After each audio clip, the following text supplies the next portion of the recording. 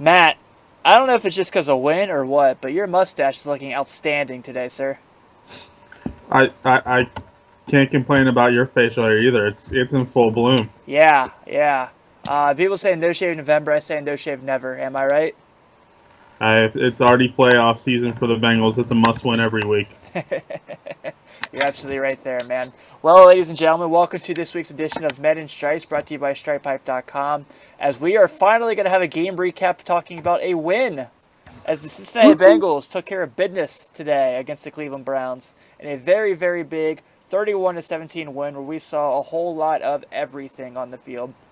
As you heard when we walk in here, Matt Wilson from StripeHype.com and my co-host here, Tim Daniel. Matt, nice day for the Bengals to go in there and take care of business after two straight losses. You knew they were the better team between the two, obviously, but they got shit done. They made things happen.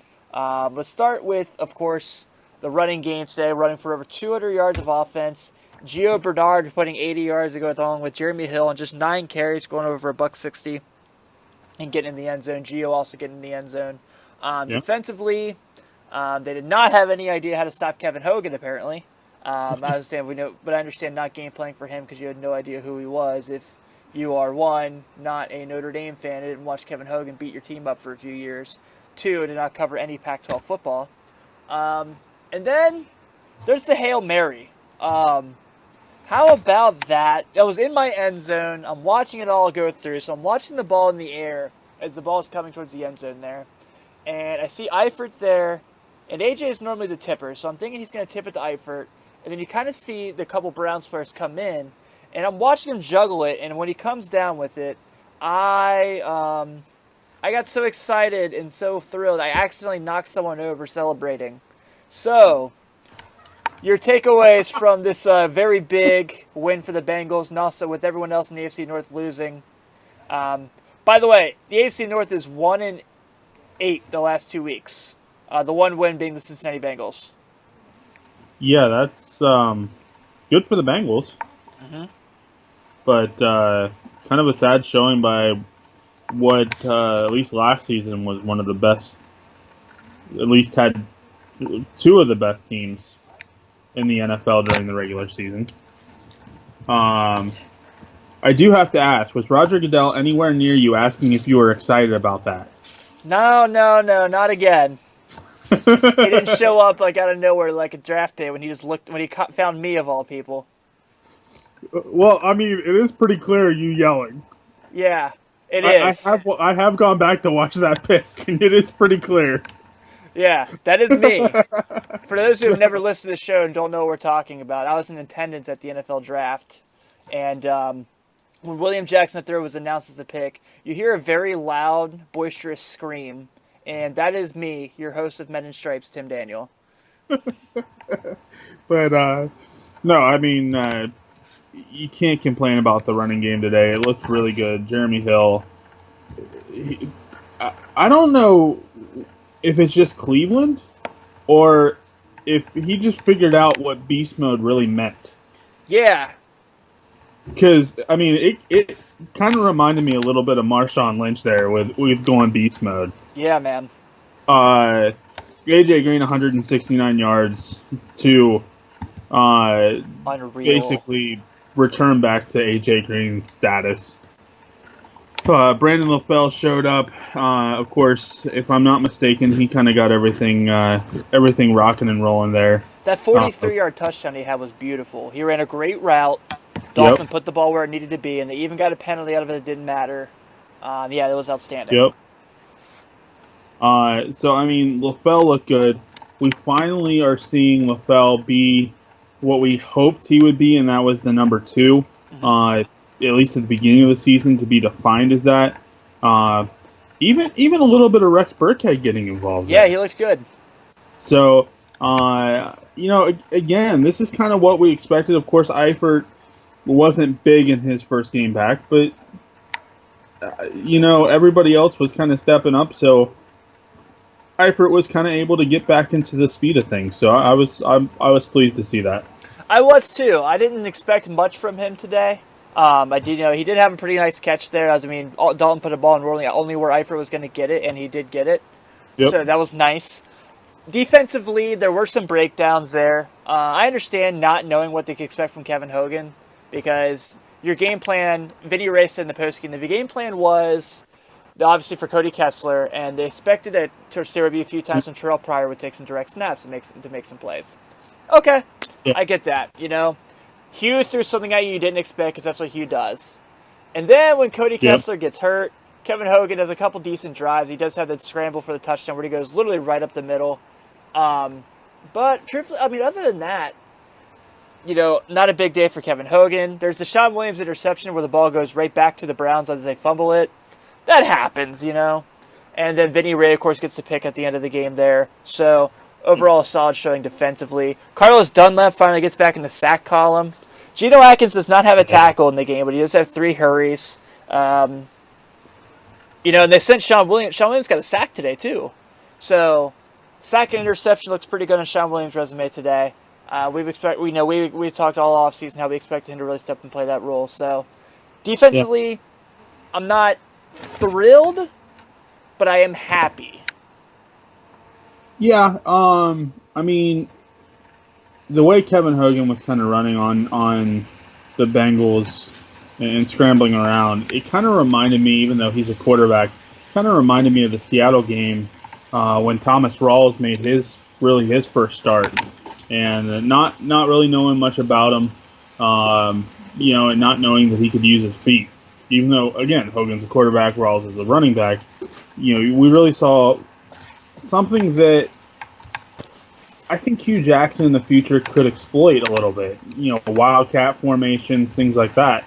So it'll be interesting to see going forward how the Browns kind of work around Kevin Hogan. Yeah. It's going to be, because Kessler got a concussion. So Yep. that's going to be an interesting move. Interesting to see what happens there. Yep. And I thought Kessler threw the ball pretty well. I'm pretty impressed with him, truthfully, with how little weapons he has. Terrell Pryor was not a factor in this game today. I know he was battling a hamstring injury, but still, even when he was in the game, he had one really nice catch where he went up and got it, but it was like 4 or 5 yards. Gary Barnidge was the devil today, 6 catches for 66 yards. I expected that. I truly did. That's just what Barnidge does. Yeah. And then they ran the ball decently. Crowell had a couple big carries. Do we really want to go back to kind of how the line was a little bit on the offensive side? 3 sacks. Yes. Come out. And so, again, another offensive struggle. They need to figure out a way to fix that. I don't know if it's we're seeing weakness on the outside more than we are on the inside, or if we're seeing more weakness kind of through the guard position in the center. But something needs to happen here, and they need to adjust, because you just can't, against these good teams, allow Andy Dalton to continuously get pressure. Well, they ran blocked very well today. I was very happy with how, obviously, having two stacks running the ball for a team is always nice to see. Yeah. Yeah. Go again. It goes back to the whole passing game. You block. And defense struggled with this, going one aspect of the game, but now it looks like the offense is going to struggle with, if they're going to be good at the run block, they're going to suck at pass blocking, and vice versa. Right. So they need to learn how to play both ends, and not just against the pass, not just against the run. They need to figure out how to do it both well. I agree. So yeah, I think it's going to be, I think, man, they were a little down. Things were going their way for a little bit in this game. Yeah. Obviously, the season's been rough so far. But I think the Hail Mary could, give them a boost.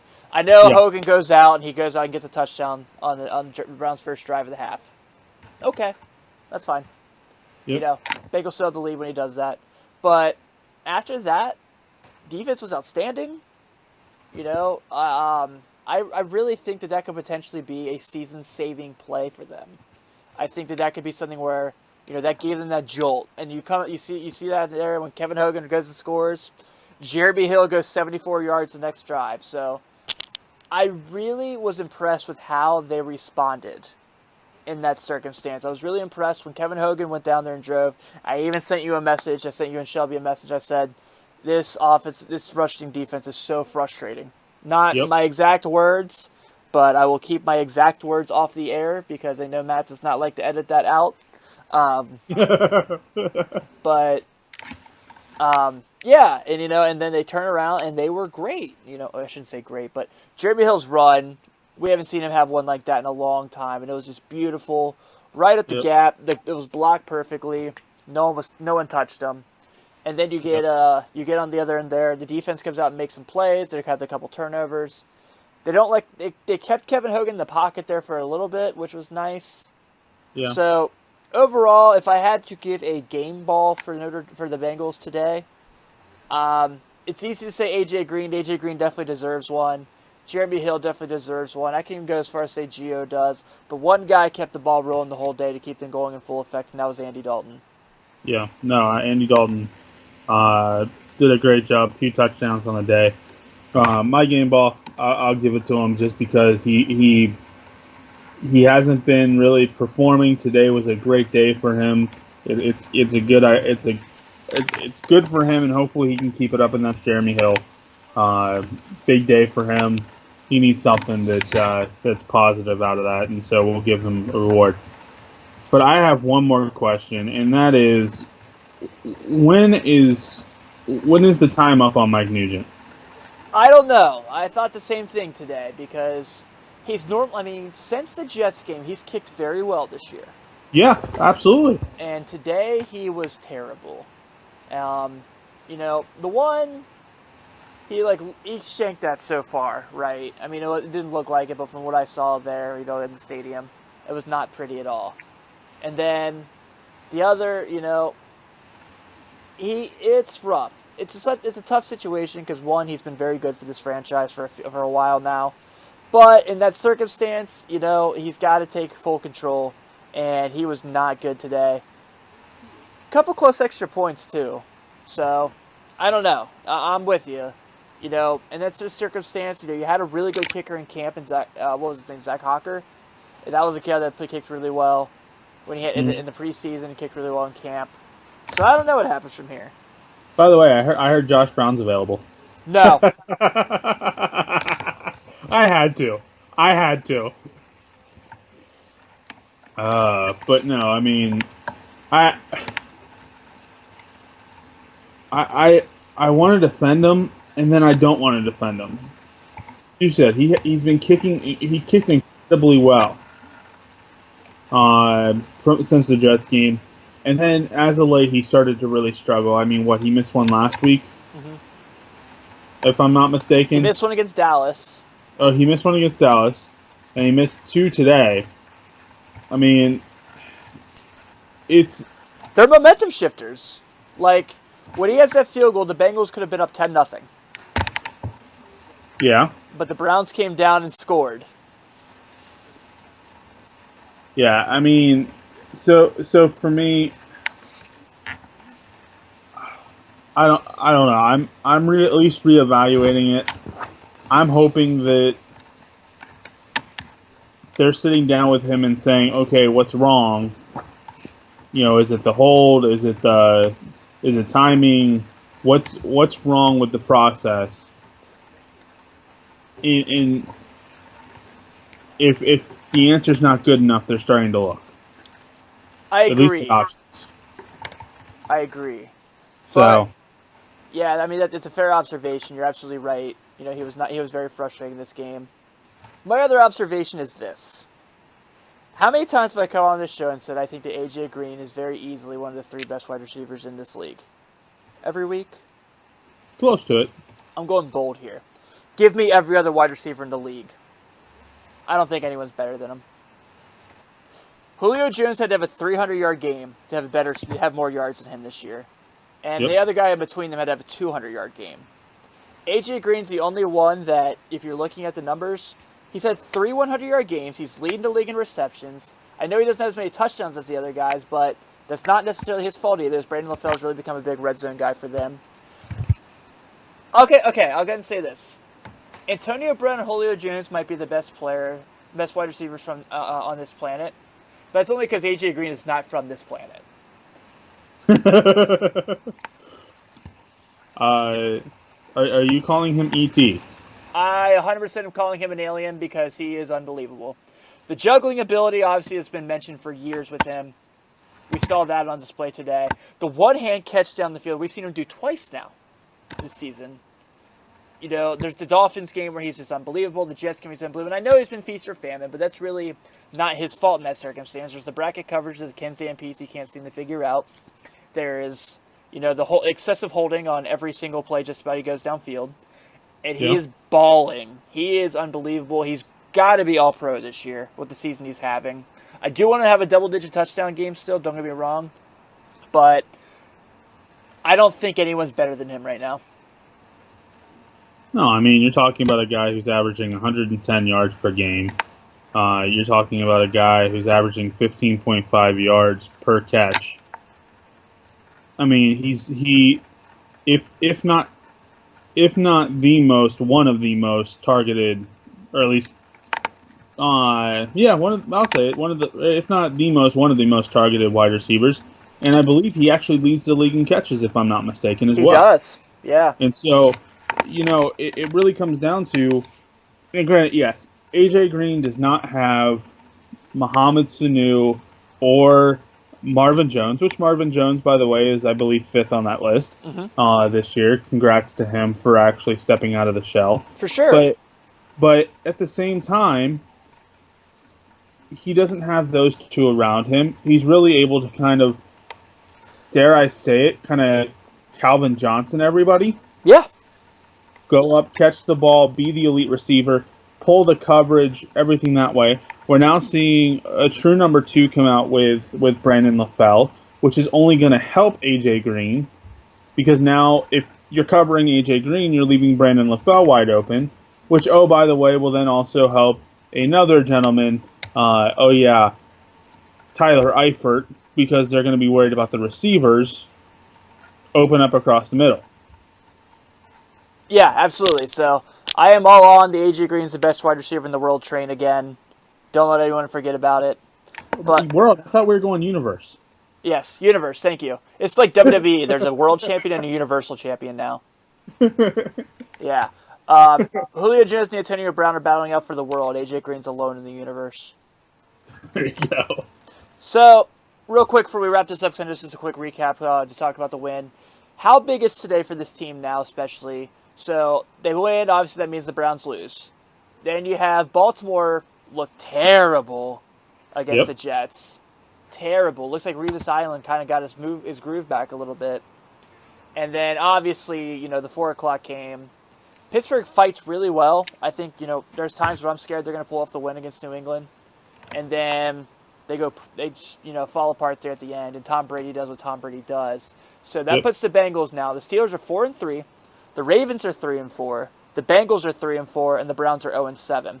The Bengals are now 1 game out of first place in the division after today. Which, by the way, I tweeted that. And Doma Topeko liked my tweet. Weird thing. He doesn't even like me. He doesn't even follow me on Twitter. And he liked that stuff. So I'm down for that. Oh, yeah, not to mention, if the Bengals win next week, and so do the Baltimore Ravens, we have a 3-way tie. That's right. Yeah, because next week's Baltimore-Pittsburgh, isn't it? It is. So, yeah, I think today was very big, obviously. That's kind of the unobvious thing to say. But they put themselves in a very good situation. Yep. We'll obviously this week later in the week get into our thoughts on the game in London against Washington. Obviously, we all think they're the better team. So, and they might be without Josh Norman now. Yeah. So, but yeah, I'm all aboard right now, saying that this game could have definitely been a season changer for the Bengals if things keep up. Yeah, and I mean, we'll put it in the best way possible.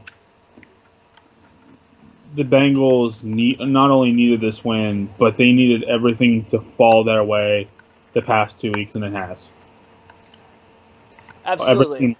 Every team lost last week. Everybody but the Bengals lost this week. This division does not look great, but who says you have to be or who says you can't win being the best team in the worst division? And who has? Well, they're not the worst division. The AFC South is trash. That's true, but Yeah, that division is terrible. and we probably shouldn't get into the NFC South being trash too, except for the Falcons. Yeah, man, but they blew that one today. That was terrible.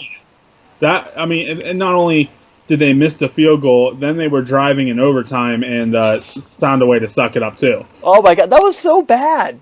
Everything about what Dan Quinn, every decision he made down the stretch there was just so stupid. And I like Dan Quinn, and I like the Falcons, I like their program. I like the players they have and the talent they have, but that was bad, and that was not smart football. Hey, let's do that, man. Let's go around the rest of the league, what you saw, what you liked and didn't like. I'll start with this morning. I really like the New York Football Giants defense. Not just because I had them as my defense this week in fantasy football. 4 picks, a pick 6, 3 sacks. I know it's Case Keenum, and I know, but even so, they keep Todd Gurley in the from blowing up when he really could have made some plays there. Tavon Austin gets a touchdown to start the game. Doesn't do much sense. Really like the Giants today. The Giants, and it wasn't an offensive juggernaut that I think you and Shelby had kind of called for with Odell Beckham. It was a great defensive game on both sides. It's just who gave up more points, and that happened to be the LA Rams this morning. Another game kind of to point out, the Minnesota Vikings were handed their first loss by the Philadelphia Eagles. How do the Philadelphia Eagles suck against bad teams but somehow are good against good teams? In a game where Carson Wentz did not play well either at that. No, and I mean the Vikings weren't at their best. We saw that. But they seem to just absolutely look like a mediocre team, what we expected when everybody basically went down. They're having O-line troubles, and they're definitely missing Adrian Peterson to be that big-time back that's going to go make plays and big plays out of the backfield for them. But they haven't suffered like that before. I mean, we knew their offense was struggling just because it was their offense, but we haven't seen their defense struggle like they did today. Yeah. This was the first time we really saw holes in the defense. Yeah, it was. And it was definitely a crazy thing to see. How about your boy? You once again, 2 weeks in a row, successfully picked the Miami Dolphins when Shelby and I do not. Jay Ajayi, another 200-yard game today. What? You gotta look who they went against, though, and that's kind of the big thing. I mean, you talk about the Buffalo Bills being a good team, but they also have a lot of holes. Yes. And run defense has been one of those that they haven't really contained very well, with the exception of the New England Patriots. I agree. Somehow they stopped everything in the New England Patriots that game. Yeah, I agree, but 200 yards 2 weeks in a row. I mean, it's only the 4th time it's happened. Yeah, but at the same time, you expected him to have at least a decent game. I'm not saying a 200-yard game, but a decent game. I truly think Miami won because they wore those sweet throwback unis.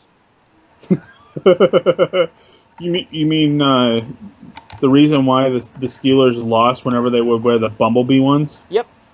Because they looked like prisoners? What's Deion Sanders say? He used to say, you look good, you feel good, you feel good, you play good, they pay good. The Steelers don't look good in those unis, so... Yeah, they retired him, didn't they? I think this was the last season for him. Good. Yeah. So, needless to say, they need to bring something back because they're down in jersey sales.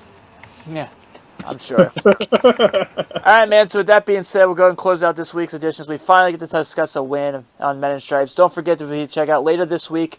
The show will be up and available for you. So we'll have our show. We preview the Redskins. Shelby give his thoughts on the game this week against the Cleveland Browns.